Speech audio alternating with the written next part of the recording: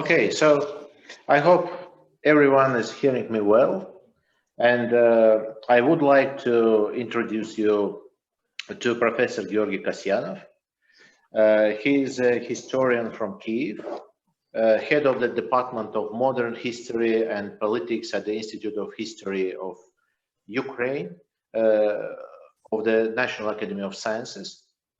And he is the author of many interesting and important publications, a very famous researcher, and his most recent monograph, Ukraine and its Neighbors, History Politics, 1987, 2018, was published by the New Literary Observation in Moscow, a very famous publishing house. And his talk opens our webinar week, Second World War between History and Memory.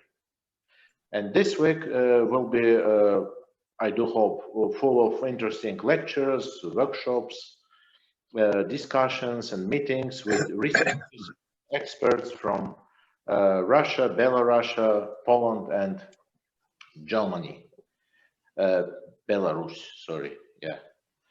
And the webinar week was organized by the Center for Independent Social Research in Berlin, and is being held as part of the project Beyond the New Wave of Mythologization, World War II Memory, Rituals and Myths, Experience of Critical Reflection. So, and it was supported by Ministry of Foreign Affairs of Germany. Each participant will be able to ask a question or to comment after Georgiy Kasianov finished his speech, his presentation. And you have two options for raising the question. The first one, you can just write down your question in the chat box. And the second option, you can raise your hand pressing the button with the hand you see below, yeah, here below, and then our administrator will change your status and you will be visible on the screen and may ask your question directly. So, Georgiy Vladimirovich, the floor is yours, please. Thank you. As it announced, I will talk. My talk will be about relationships between three countries over the issues of historical memory and particularly the Second World War. I will try to highlight, to cover three major points in my speech. One will be why it is so urgent, why people are so much obsessed with events which happened more than 80 years ago. Why they do this on certain dates, and I would say why there is a so-called calendar mode of addressing these events. Then I will talk about who does this, and finally how they do this, and the final point will be about consequences, outcomes of this interest, instrumentalization, and use and misuse of these issues in politics, internal politics and foreign politics. I think that in this particular case, the famous expression that the foreign policy is an extension of internal policy would apply greatly. And definitely when we analyze the interests and actions of actors involved into the process, those who not just involved, but those who promote this process, those who construct certain mode of action and activities. How they do this, why they do this, and what are the balance of interests between them, and what are controversies of interests. Definitely, internal issues of internal politics are extremely important when they come out with their ideas, proposals, and actions outside their countries. So another important point about this is that you see that majority of issues, the major issues which are being discussed, and issues which become a focal points of discussions and of the conflicts, because we deal with the conflicts in this case. So majority of them belong to the realm of so-called common past, common history. All these countries, not just these three countries, but all other countries, mostly address the issues which are the issues of common history. And then having this common history, they go into deep controversies over the common issues, which is one of the paradoxes of the politics of history. So, first of all, why? Why these problems? Well, particular problem of the Second World War, which which started more than 80 years ago, and was over about 75 years ago. Why this is still so actual? Why there's people still ready to fight and ready to wage the memory wars about these issues? I think that we're dealing with the processes which started in the end of 80s. So all these processes already have their own history of almost 40 years. As you see, end of 80s is a time of the rise of interest in historical issues, and particularly in issues of historical memory.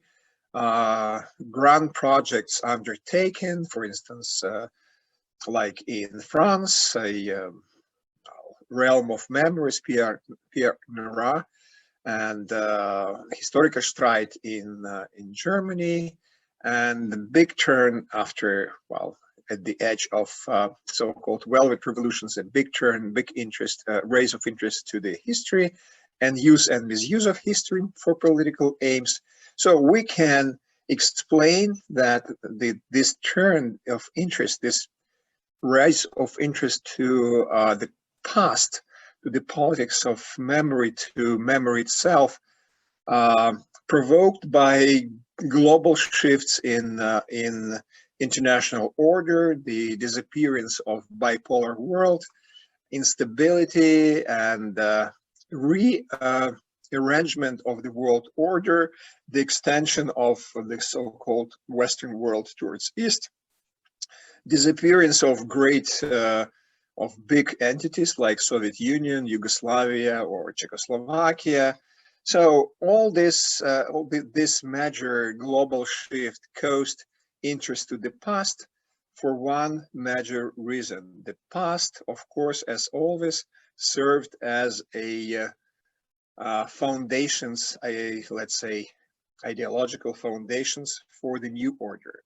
For instance, for Eastern European countries, which were hastened to relief from this label, Eastern Europe, for them it was a process of re-establishing of their national identity in terms of ethnic nationalism and in terms of nationalism which was on the table in 20s and 30s in interwar period. For post-Soviet countries, of course, it was the same agenda, but it was really, in many cases, not re-establishment of national states, but establishment of national states. For Western Europe, there was a different agenda. However, also, if in Eastern Europe and post-Soviet space there was a turn to ethnic history, ethnocentric history in Western Europe, which was on its way to well, creation of transnational space, it was a interest based on the idea of common European history. So why this happened, but the major reason is a huge shift in the world's order, which is still, the processes are still there, because in 2000s, another reason appeared in the beginning of 2000s. The world order reestablished itself in terms of accepting 15 new states to the European Union, and then the new entity, this entity, the extension of this entity, extension of NATO, etc., raised another wave of interest to national identity in Eastern Europe. In this case, reestablishment of national identity as equals among equal in the European Union. And finally, now why we see this interest, the rise of interest. Once again, we see the rise of nationalism, ethnic nationalism, caused by immigration crisis, by the crisis in European Union, by the war in Ukraine, by war in Syria, the many other reasons. And we see that once again, people, particularly those who are in power, look for foundations for their actions.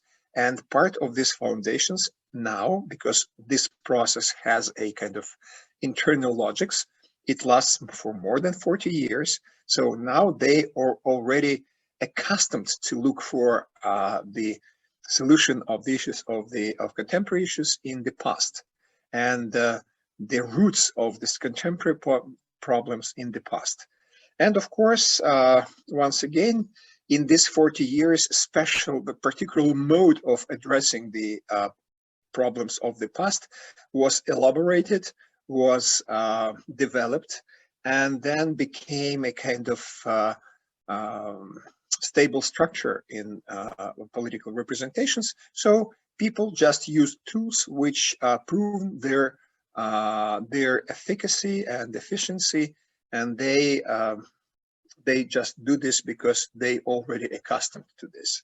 Probably it's very plain and very, let's say, simplistic, but well, generally all things which we believe to be very complex, in many cases, the essence of these things is very simple. So this is about why. Now it's about who, the actors. If you observe the history of memory politics in Europe and throughout the world, you will see that 19th at the beginning of the 2000s is a time of, first of all, of creation of new type of institutions, exactly those who deal with the politics of memory. I will not give you a list of these institutions. Let's say, well, it would take some time, but I just trust me that these institutions appeared everywhere, not just in Eastern Europe, like Institutes of National Memory, but also in Western Europe or in United Europe, also in other countries of the world, over the globe. So these are new institutions particularly designed to deal with the politics of memory. Institutes of National Memory, truth commissions, specialized museums like Museum of Warsaw Uprising, or Holodomor Museum in Kiev, or Territory of Terror Museum in Lviv, etc., etc. So specialized institutions. The major activity of their major activity is politics of memory. So they're created and they have to somehow to justify their existence and to, well, sometimes when they do not have issues to deal with, they create these issues. So who else? For instance, once I have counted the number of institutions, of state institutions involved into the politics of memory in Ukraine. So the average number of institutions involved, starting from President of Ukraine and finishing with local authorities, well, the list includes about 20 entries. So, for instance, any memorial event of national size, always involves about 20 institutions, which will deal with different aspects of commemoration. So 20, sometimes more, sometimes less, but anyway, you understand that number of actors, only state actors, is quite high, and all these people have their own interests and their motivations, and well, it is a part of social phenomenon. Then we have non-governmental institutions, which also proliferated in 90s and 2000s everywhere. In Ukraine alone, it's more than 130,000 non-governmental organizations of different kinds, not just those who deal with the politics of memory. Those who deal with them with this is about, well, 10 times less, but nevertheless, new actors. Then very important actor, which appeared recently in the last 10-15 years, are network communities. So other non-governmental organizations, political parties, political movements, religious organizations, etc., etc. So if you will observe the list of those who are involved, of those who are interested, etc., you then will have another answer to the question, why? Why this is so persistent, why it is so relevant, and why people do this so actively. So then I go to how they do this. And then in this area of how, I will cover more concrete things, that some factual things about how it's been done. So Ukraine, Russia, and Poland, we have a triangle. Common history, common issues, common past, and very different and very sometimes opposite interpretations of the past. I will start with the issues of internal politics. In Russia, in 19th and the end of 19th and beginning of 2000s, when Russia turned from the so-called cursed 90s, when there was a economical growth and so relative stabilization of situation after the end of the Chechen War, Russian political class started to use and to instrumentalize certain Soviet legacy issues. And one of them was a Second World War and Великая Отечественная война, Great Patriotic War. So I don't know how it happened. Was it a kind of conscious decision, or it was just logics of events, or just coincidence? But nevertheless, Russian ruling elite made their choice and made Great Patriotic War the central symbol and central tool for, let's say, political homogenization of the historical memory. Since the beginning of 2000, it's the major symbol and major, let's say, sacred entity for Russian political elite and for the majority of population. If you look through sociological polls, you will see that the issue of the Great Patriotic War, of commemoration of Great Patriotic War, mostly unites majority of population of Russia.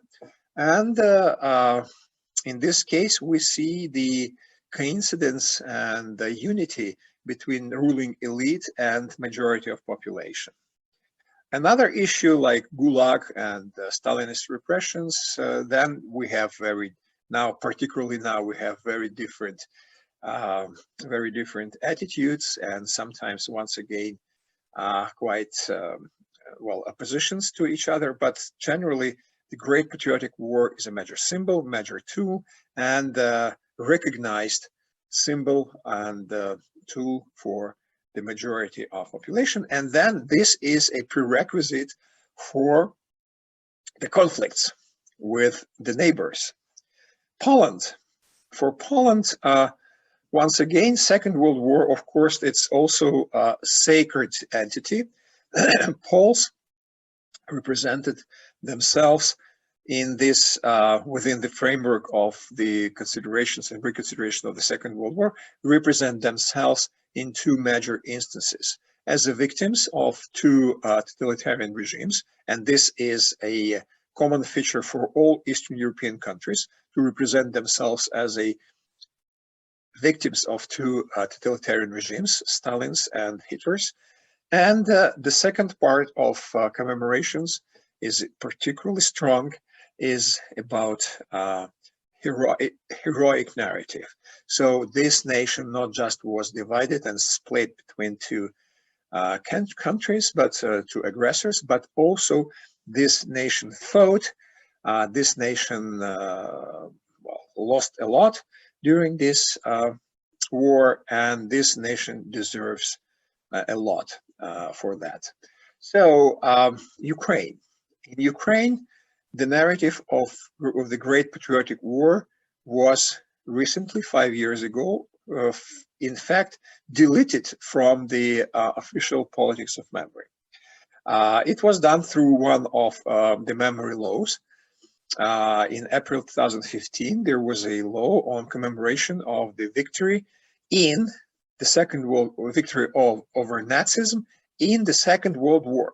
So the word, the formula, a Great Patriotic War, disappeared from the language of official documents. So the whole concept of the event was redrafted and represented in a very different way, including the major symbols of this. The poppy became a major symbol of this, including the name different, and finally including the dates. The Ukrainian law introduced 8th of May as a day of reconciliation and memory and commemoration, and 9th of May, well, it's still a victory day. For Ukraine, it's an important date. For instance, it's now it's on the 5th place from the point of view of importance of state celebrations for the majority of population of Ukraine. After New Year, the Easter, and 8th of May, 8th of March. Anyway, it is very popular, particularly in, Victory Day, not the day of reconciliation, 9th of May. It is very popular in Central, Eastern, and Southern Ukraine, and not very popular in Western Ukraine. So anyway, the whole event totally redrafted. If you look to the textbooks, school textbooks, you will see that the big war disappeared from there. Previously, it was a big war when it was Великая Отечественная, Great Patriotic. It was war of big fronts, big masses of people. It was technological war, etc. Now, this big war is on the margins, and what is in the center is a national liberation movement, partisan army, Ukrainian insurgent army, and organization of Ukrainian nationalists. So this is more important for power holders and for discourse mongers. So these are the shifts in these countries, and what is common between them, and how these common things, commonalities, how they divide these countries. Well, of course, for Poland, it is very obvious. So Soviet Union is not liberator, it is occupant, and those who just got into the deal with Hitler and killed Polish independent state. That's, well, that's obvious. For Ukraine, that's interesting that the Soviet Union and the old Soviet myth about army liberator also changed, not of course for the majority of population, but it's also to come. But for ruling elites and for power holders. Of course, it was in the independent years in Ukraine, it was not the same all the time. Of course, until beginning of the 2000s and even to beginning of the second decade of 21st century, of course, this Soviet myth and Soviet version of the Second World War, or Великая Отечественная, renamed almost untouched, not to take into account that it was, let's say, amended with this small partisan war and UPA and UN. But nevertheless, it was in the Soviet framework. However, starting from 2015, I'm sorry, it is very different. But if you will go further to the society, you will see that within society, this issue divides different groups, age groups, and different, which is more important and more dangerous, I believe, and different regional ethnic groups. For instance, Russian-speaking population in the southern Ukraine and in eastern Ukraine support the older version of the event, while Western Ukraine, of course, stays for the new idea, the new garment for this entity. And finally, Central Ukraine is, as always, in between, and mostly sustains both versions, and new and the old one. So these are similarities and well, opposite views on the issue. What is the what are the apples of discord between these countries? First of all, I would say that for Russian-Polish nexus, the contradictions are, well, definitely deeper. I already started to discuss why. But I would add another important thing. I would not touch the issue of Katyn, which is still a problem or issue of pre-war Polish repressions against Poles in the Soviet Union.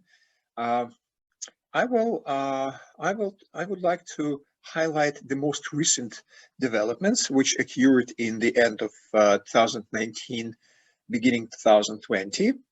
I mean the statement of the different statements of European structures and responses from Russia, when Russia started to revise the, let's say, established view on the causes of the Second World War, and started to revise the idea of condemnation of Molotov-Ribbentrop Pact. And moreover, it is interesting that Putin himself, in his article, promoted the idea that the prerequisites, precursors for the Second World War should be found not in the August 39 and September 39, but in 38, in Munich, and even earlier. So, and then he condemns the Western Alliance, Western powers, including Poland, in the, well, provoking the Second World War. Of course, well, you understand what might be what would be the reaction from Polish side. Almost no reaction from Ukrainian side. But for Ukraine, this discussion and this debate, of course, also important, because in Ukraine, the major idea of the Second World War, once again, is that Ukraine was a victim of two powerful states, two totalitarianisms, and that Ukraine has to, well, abandon the idea of, well, Ukraine as a part of the Soviet legacy and the part of Soviet army, etc., which might be might contain some exclusions. For instance, the idea of who liberated Auschwitz, that it was Ukrainian front, so that Ukrainians did it. So there is a lot of internal controversies in this picture of the world, but generally, but the most general presupposition is that Ukraine is a victim, and there was no liberation of Ukraine when Red Army came back. It was a kind of reoccupation of Ukraine, particularly for the Western Ukraine, where, by the way, Red Army really behaved like on the occupied territories. So these are controversies between Russia, Poland, Ukraine. What are controversies between Ukraine and Poland? Of course, the central issue of the times of the Second World War is a issue of Volhynia and what Poles called genocide and what Ukrainians called Volhynian tragedy. So the whole story about the story started in the beginning of the 2000s when Yeva, and I don't remember the name of the second author, Simashkos, father and daughter, published a book on Volhynia, on what happened in Volhynia, and based mostly on oral evidences, and in fact formulated the major idea, which is now once again is an apple of discord between Ukraine and Poland. Not all Ukraine, not all Poland, but between certain actors in Ukraine and Poland, is a Volhynian massacre. According to different estimates, well, from 40,000 to 100,000 of Polish civilian population of Volhynia were killed. Nobody knows exact figures, but the condemnation of Ukrainian nationalists perceived in Ukraine as a condemnation of Ukraine, and contemporary Ukrainian nationalists are very much interested in this. They want to present the pretensions of Poles to Ukrainian nationalism as claims of Poles to the whole Ukrainian nation. And it is interesting that Ukrainian opponents of Polish promoters of this idea, in fact, work for this idea, because what they do, they make this conflict ethnic. They present this conflict as ethnic, not Volhynia conflict, but conflict between contemporary Poland and Ukraine. They present this conflict as a conflict between ethnic Ukrainians and ethnic Poles, between nationalists, between Ukraine as a ethnic entity and between Poland as ethnic entity. And this makes this conflict irresolvable. It is impossible to solve conflict based on ethnic premises. Another important thing about this is are actors who promote the issue in Poland and who promote the issue in Ukraine. In Poland, it is easy to identify them. It's a PiS, Prawo i Sprawiedliwość, and also partly it's a peasant party, and populists like Cookies 15, which are, well, now it's just, I don't know if they are even visible, but in the time when particularly this conflict reached particularly high level, they were there. So populists, conservative, right conservatives and nationalists.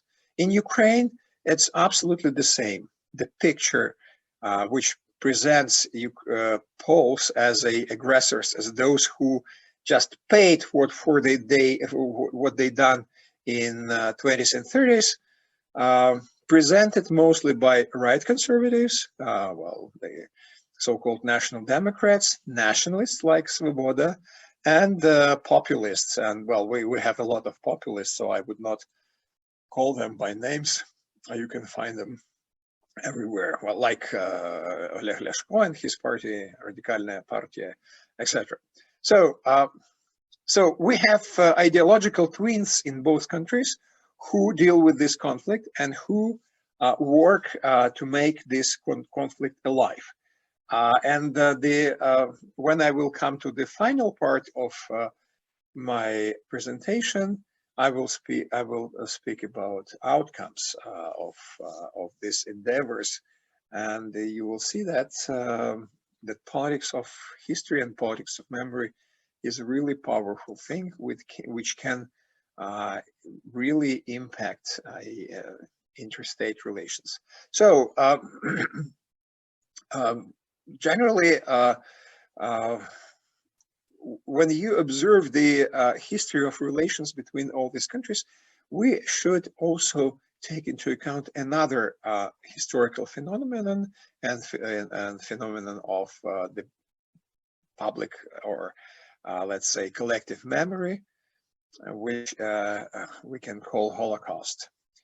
I think that in the case of Russia, it's less relevant, but in case of Poland and Ukraine, the relevance of this issue is really great. So in Poland itself, and once again in the beginning of 2000s, exactly at the time when Semashko's book appeared and Ukrainian Polish debates over the past and over the genocide of Poles by Ukrainian nationalists started, exactly at this time the book of Jan Gross appeared and The Neighbors. And then there was a huge national debate in Poland about responsibility of Poles for the perpetration of genocide, of perpetration of Holocaust. And I would say that this discussion was really important for Polish national identity because it exactly contradicted and challenged the idea of Poles as victims and heroes.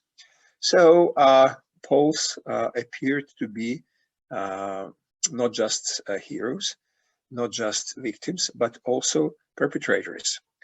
And I would like to remind you that this discussion started and its most active phase occurred exactly at the time when Poland was about to join the European Union. And as well, Tony Judd wrote it some time ago, that the exceptional Holocaust and the European form of memory of Holocaust as an idea of common responsibility of all Europeans for the Holocaust was a kind of entry ticket for the East European countries in the beginning of 2000, entry ticket to European Union. So Poles accepted this idea. I would not say that they did this just because of the pressure of the European Union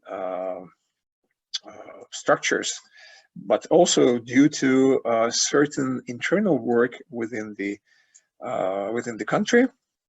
However, what happened then? Then we all talk about backsliding everywhere in the Eastern European part of European Union, particularly starting from in the second decade of 21st century. So, and part of this backsliding was a politics of memory. Once again, race of ethnocentrist history.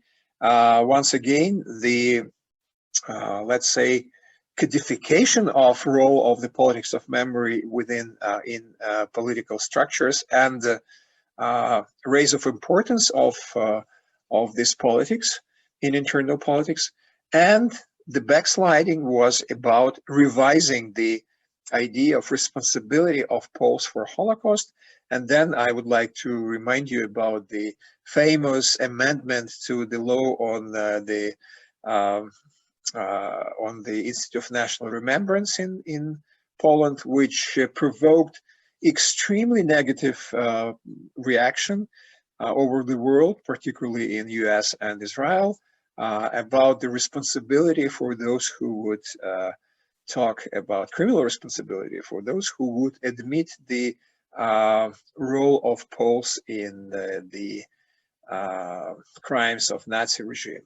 So as you know, probably the Constitutional Court just recognized this amendment as unconstitutional, and it was lifted. But anyway, the stream, the vector of action is quite remarkable. So revisionism of Holocaust. In Ukraine, this issue of the Holocaust, no less important. Well, different estimates give us from 900,000 to 1.5 million Jews killed in Ukraine, Ukrainian Jews, those who lived in the territory of Ukrainian SSR before Second World War. So this issue also quite sensitive in Ukraine, and it was silenced for years, and probably the most conspicuous thing about this is that Ukraine is still not a member of International Alliance for Study and Teaching of the Holocaust, the alliance which established 20 years ago. Ukraine promised to become a member several times and never followed its promises. Why it is sensitive for Ukraine? First of all, it is important because it raises issues of perpetrators and bystanders in Ukraine. Ukraine is on the fourth position, position number 4, among righteous people of the world. So after Poland and I don't remember, Netherlands and someone else. So we have more than 2,500 righteous people of the world, and so we're proud of this. At the same time, Ukraine is not does not want to recognize the role of local population and extermination of Jews, and according to the most recent studies on the Holocaust, it is obvious that Germans themselves, without support and of local population, would not be so much successful in the final solution, particularly in Eastern Europe. So it is quite sensitive. And finally, another point which is important to understand why the Holocaust is not very much welcomed by the state. That's just most funding for the Holocaust studies in Ukraine comes from outside Ukraine, particularly from Germany. So why it is not very much accepted, particularly now, is that Ukraine, about 15 years ago, but particularly actively since 2015, Ukraine started to promote a heroic narrative of Ukrainian nationalists, of Ukrainian insurgent army and Ukrainian organization of Ukrainian nationalists. And these organizations, UPA mostly was responsible for what they done to Poles in 1943, to civic population.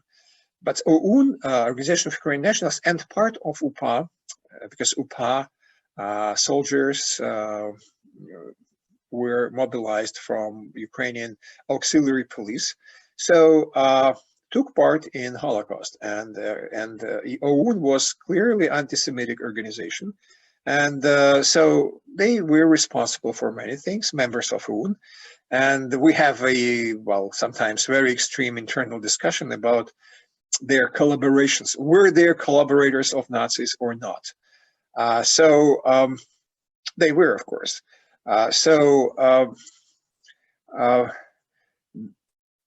The major obstacle in this case is that we have to recognize, because we just in 2015, we have passed the law which obliges Ukrainian citizens to praise Organization of Ukrainian Nationalists and Ukrainian Insurgent Army among the list of other fighters for independence, so for liberation of Ukraine. So we have to recognize that these heroes, whom we are obliged to praise, that they were responsible for the Holocaust. And of course, this contradiction makes this situation quite conflictual, not just within Ukraine, but also, of course, in relations with the third parties. Because Poles, for instance, of course, they gladly, these actors in Poland who are in the conflict with Ukrainian actors, they are gladly speak about perpetrators among Ukrainian nationalists, perpetrators of the Holocaust, and those, of course, who were involved in the killing of Poles. And of course, Russian memory actors and political figures, of course, gladly speak about the crimes of Ukrainian nationalists committed against different ethnic groups, particularly of Jews. So we have a kind of knot of problems between countries, between different political groups, etc., etc., etc. So I'm coming to the final point of my lecture, to the consequences.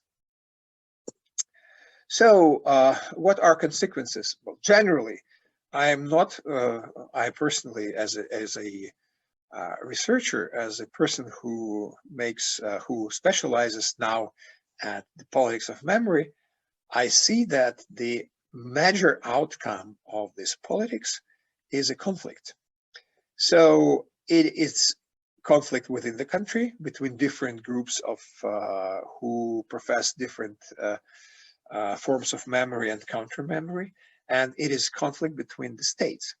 I will give you just one example. I will not observe the Ukrainian-Russian relations. It's absolutely obvious now that countries are in the conflict. But Ukraine and Poland, this is a more interesting example because Poles and Poland and political elites, Polish political elites, at least until recently, represented themselves as advocates of Ukraine in the Western world. And they not just presented themselves, they did a lot to promote Ukrainian issues in the Western world. But since 2015, particularly after the episodes of April 2015, I think that Poles remember this very, very perfectly. It was 9th of April 2015 when Bronisław Komorowski, the president of Poland, came to Ukrainian parliament and delivered a very moving speech about Ukrainian-Polish relations, and with particular emphasis on the memory, that memory should not spoil relations between these two countries. We should come to certain kind of reconciliation. And this speech was met with the grand applause and with the handshaking from Mr. Poroshenko, etc. And in the second part of this day, the same parliament, the same people passed the law on the commemoration of the fighters for liberation, and included in the list of fighters for liberation who had to be praised by Ukrainian people, the Organization of Ukrainian Nationalists and Ukrainian Insurgent Army, which in Poland considered to be those who committed massive killings of Polish citizens. And next year, Polish Sejm adopted a resolution which called Volhynian massacre a genocide of Poles committed by Ukrainian nationalists. So since that time, first of all, Polish role as an advocate of Ukraine in the West, I would say not very much diminished, but let's say became, cooler. And the relationships between two countries came into the face of memory wars. And according to sociological polls done, undertaken in both countries, the only problem which made problematic relationship between Ukraine and Poland was the politics of memory. So the politics of memory, including those kinds of politics of memory which are designed to for reconciliation, even this sorts of politics of memory very often leads to the conflict. I think that at this point I should stop and we should go to the discussion, questions, comments, etc. Thank you. Thank you very much. It was really a very difficult topic, yeah, to discuss. Yeah, so many events and so many actors are involved into these discussions and conflicts. So, any questions? Do we have any questions? So we'll have the first one, but maybe I start with the questions anyway. Being as a moderator, you know, using my power to be moderator, maybe I start with a question. You know, I want to ask you about those international commissions of historians, which were established during last, I don't know, 10, 20 years maybe. As I remember, there were a few of them, several of them, I would say, such as between Poland and Russia, and maybe Ukraine and Poland, and also Poland and Germany, Germany and France. So, do you think that such kind of the commission, international commissions of historians, may be an effective format of discussing and resolve somehow the conflicts? At the same time, it is very often the discussion about producing the common textbook, like Polish-Russian textbook or something like that.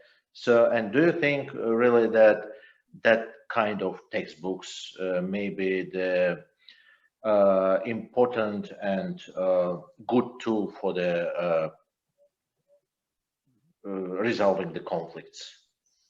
Well, generally, I would say that any kind of dialogue between historians, between professional historians, is important, and I think that it's a very useful tool to speak directly to each other and to discuss the problems. I'm an enthusiast of this kind of dialogues and meetings, etc. I would say that since 2017, we had a despite the state of relations between Ukraine and Russia, we had 4 meetings with Russian historians on neutral territory, as we call it, in Finland, in Austria, in Switzerland. And I think that in every case, the dialogue was very productive. The major problem is that historians are not policymakers. Well, part of them are policymakers, but those who deal with history as a as a scholarship, as a science, they generally not very much welcomed among policymakers. So we can meet, we can discuss, and we can discuss it quite well in a quite balanced manner. We not necessarily agree, but we can speak to each other as a gentleman and as a ladies, if we have ladies among these groups. But if we talk about political enterprise as a political commissions with political goals and means, I myself was a member of Russian-Ukrainian Commission. Now I am a member of Austrian-Ukrainian Commission. And I know the story of Polish-Ukrainian Commission on textbooks, by the way. And I would say that they are not effective. If you would recall the history of Polish-German Commission, which was started in 1950s, and which existed for, well, it was between democratic DDR and communist Poland, and then turned into, well, another kind of entity. So, well, historians themselves reach certain points of reconciliation, but politicians always made their impact on that. So these commissions are not very successful. The Ukrainian Polish Commission, it was commission on textbooks. what they could do recommendations to the authors of textbooks, and it was absolutely to the textbooks authors to take into account these recommendations or not. So the effectiveness neither proved nor questioned. Finally, I know that, well, as far as I remember, the German-Polish Commission, the most recent deliberations of this commission were quite successful, but then you know that in Poland there was a kind of claims for material compensation from Germany, and of course it killed all efforts of historians. So generally, I'm for dialogue between historians in any form, but any kind of official commissions, to my point of view, are not very much effective. Okay, thank you very much for the answer. So we have a question from Camila Gironi. If I'm not mistaken, I'm sorry if I'm pronouncing the name and family name with some mistakes. So, dear Georgiy, I am a MA student who would like to specialize in Russian politics of memory. Could you recommend one or more good books about memory politics in the Russian Federation? Thank you for your speech. Well, that's some very obvious things like Alexei Miller and his group in the European University of St. Petersburg. They publish a lot on that. Another important person in this area is Olga Malinova, is from Высшая школа экономики in Moscow.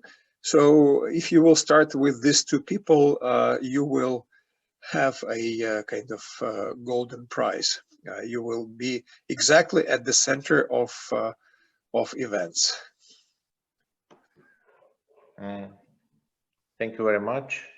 So I again remind you that you have two options to raise your questions or comments, and even three options: F and A, and chat box, and also you can raise your hand. So still there is not any questions or comments, and then I continue, if you do not mind, with my questions. I have a list of questions, so is it possible to say that with the passing of generations which more or less personally connected to the memory of the events of the war, let's say grandfathers, grandmothers, their children, and the important third generation of nephews, their grandchildren, those who could hear from the first-hand accounts, first-hand stories of the war, the memory of the war is increasingly monopolized by the political regime. So I also, what I want to say, is there less and less resistance from below to the official narratives and discourses? Or maybe there was no such resistance before even these three generations were alive? Well, we talk about two kinds of memory, two forms of memory. One is a cultural memory, which is constructed and imposed by the state or by the groups of interest or groups of power. And we talk about communicative memory, which is a memory which is passed through generations. It's a classification of Jan and Aleida Assmann. So, of course, when the communicative memory lives for three generations, so grandfather, grandfather, grandmother, father, mother, and then their sons. However, due to now we have a new situation in the realm of memory. Memory is taken outside of our heads, even communicative memory. So we have memory in computers, we have memory in hubs, we have memory somewhere else. So memory does not belong exclusively to us and to what we would write and speak, etc. So there is a possibility that the memory, even communicative memory, can be transmitted to further generations. So it might be more more persistent. So it might be not just 2 generations, might be 4 or even more. My 11 years old son now asks me about Soviet Union. It's interesting. We do not have talks about Soviet Union in our family, but he watches TV, he watches Soviet movies, he speaks to other people, and then he asked me about Soviet Union, and this is communicative memory. So I tell him about this, and I have to convince him that Soviet Union was not the evil empire, but it was not also a heavens. So, but another important thing here is a cultural memory. So this might be very persistent, and then when you ask about a position, about kind of resistance, yes, there are for different forms of counter memory. For instance, in Ukraine, the collective memory, the cultural memory, which is now imposed by the state, is sometimes very different from from the forms of cultural memory established previously and sustained by different interest groups. Moreover, we have a situation when the state does not have monopolies. Well, to a certain extent, state does have monopoly on the politics of memory through textbooks, through politics of memory, etc. But this monopoly is just undermined by the development of communicative technologies and by digitalization and by internet. So you can create community in virtual space, and then you will oppose state, sometimes quite effectively. So, well, Maidan started from Facebook. So historical Maidan also can start from some kind of the network community. So the situation is much more complicated and complex now because of the technical advancement and because of differentiation of the realms of memory. And I see the question in the chat. Professor Kasianov, could you tell what you understand by network communities? I would like to answer this question because it is well closely connected to which I just spoke about. Network communities, I mean, by network communities, I mean communities of interest in different networks, in different social networks, in Facebooks, for instance. And some of them might influence the politics of memory, including state politics of memory. For instance, well, these communities can, first of all, they are anonymous. So it is very important that they are anonymous. And then being anonymous, they have a much more freedom everywhere, including, well, abuse, etc., etc. So, but at the same time, they can unite over certain idea. And for instance, I know, well, one of the examples of the influence of network community is a renaming of the Moskovsky Prospect, Moskovsky Avenue in Kiev into Bandera Avenue. It was done, and this decision, by the way, well, legality of this decision is still questioned, but this decision was made by Kiev City Council based upon the voting, which was organized by network communities. And I did my personal research about this, and I see that the voting for this was falsified by people who added their votes for renaming for Bandera. And but this was not, it was not taken into account by the court. So these communities can mobilize and can influence, somehow can influence the politics of memory in different forms. But I think that it's just beginning. I think that in the future, the network communities would be much more influential and effective than now.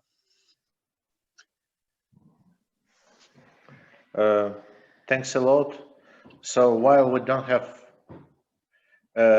questions or comments, if you do not mind, I continue with my questions to you. There is one. So maybe first you react to this question, and then I have time. I can read it to you if you want. I see it's here.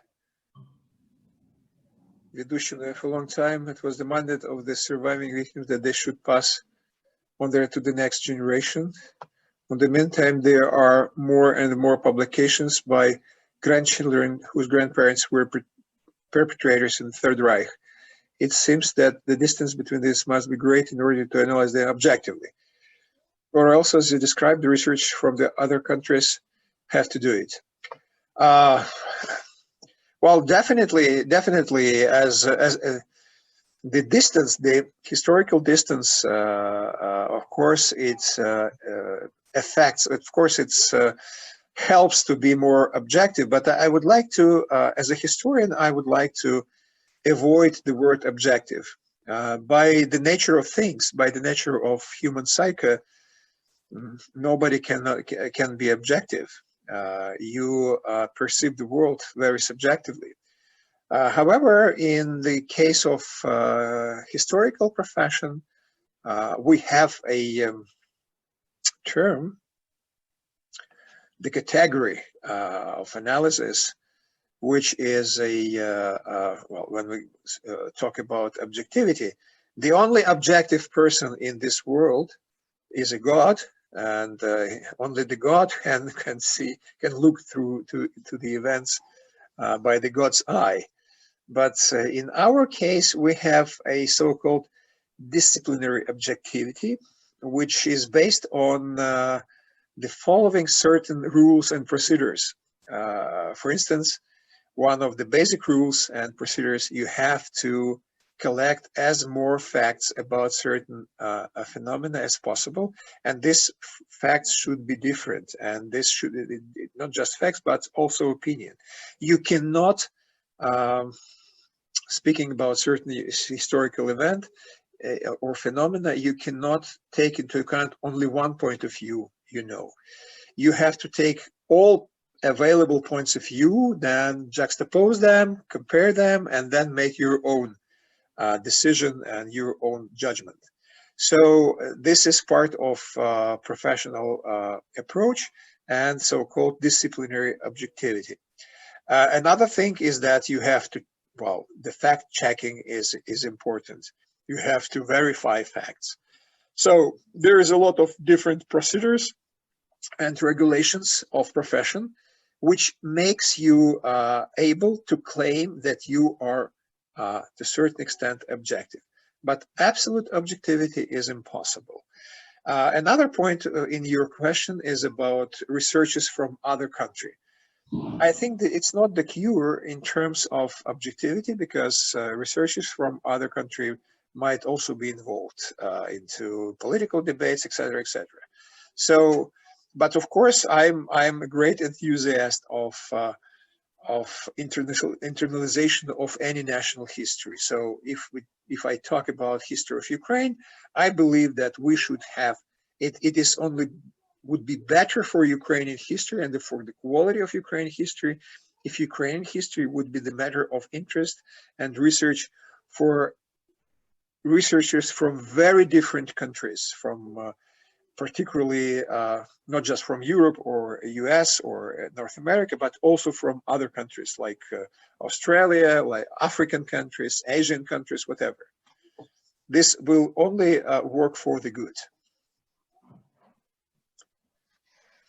Yeah, thank you very much for your answer. And really, if we continue this idea about the internationalization of national history, So may I ask you, so for instance, is it possible to say that in former Soviet national republics, the heroes of some military event designated as the struggle for the independence will always occupy a more important place in the historical narrative than the hundreds of thousands or even millions of people who were murdered during the World War II? And for instance, maybe you somehow touched it when you talk about the Holocaust issue in Ukraine. So, for instance, is it also maybe important for Poland, for instance? Yeah. Well, generally it depends on the history writing mode and the mode of the politics of memory in any particular country. It depends on who are the major actors and what are their interests. Of course, it's interesting that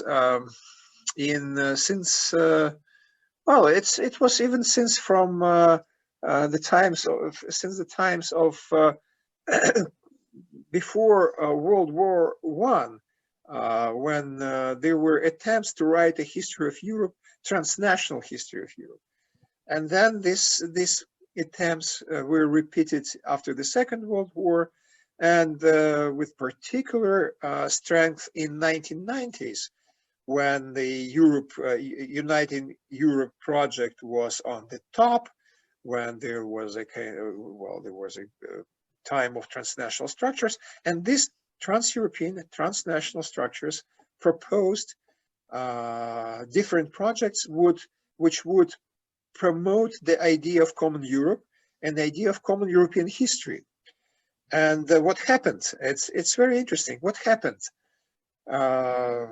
Well, the idea was accepted, but it failed because it was people just were unable to write a history of, well, let's say, just imagine the textbook on European history, which would be not the textbooks of the some of national histories. Of course, it's possible because Europe was pre-national. Yeah, Europe was it was universal Europe in medieval times when the language of let's say transnational communication was Latin. So, but now when this idea of united Europe and the idea of united European history, it just was confronted by national history narratives, and they are so strong and so powerful that this idea failed. People still want, even they do not call, for instance, in school course, when they do not call the course a history of certain nation, not history of France, yes, history of just history. So, and nevertheless, the national history there persists, and it's central focal point of the school course. But more, I would say, relatively more successful project was exactly about Holocaust, because Holocaust was presented by trans-European structures as a common European project, as a project based on the idea of common European responsibility for Holocaust and for never again. And this project was more successful in terms of creating transnational structures, in introducing the Holocaust courses in national school systems. But once again, at certain point, there was a resistance to it because every country started to say Holocaust in our country was specific. It had national specifics. And even in terms of introducing common data for Holocaust remembrance, the day of liberation of Auschwitz, even in this case, many countries, they have their own Holocaust remembered day, which is not the day of liberation of Auschwitz. So even in this case, when we have transnational memory, which is accepted by all members of the European community, we still have national histories, national memory, and politics of remembrance, which contradicts or opposes the transnational narrative. So thank you very much again, and I think we have to finish our interesting discussions, and there are a lot of questions still left, but I do hope that we have for the future, in the future, some possibilities to continue our discussions. Thank you very much again for your very important and interesting input Thank you. to our webinar.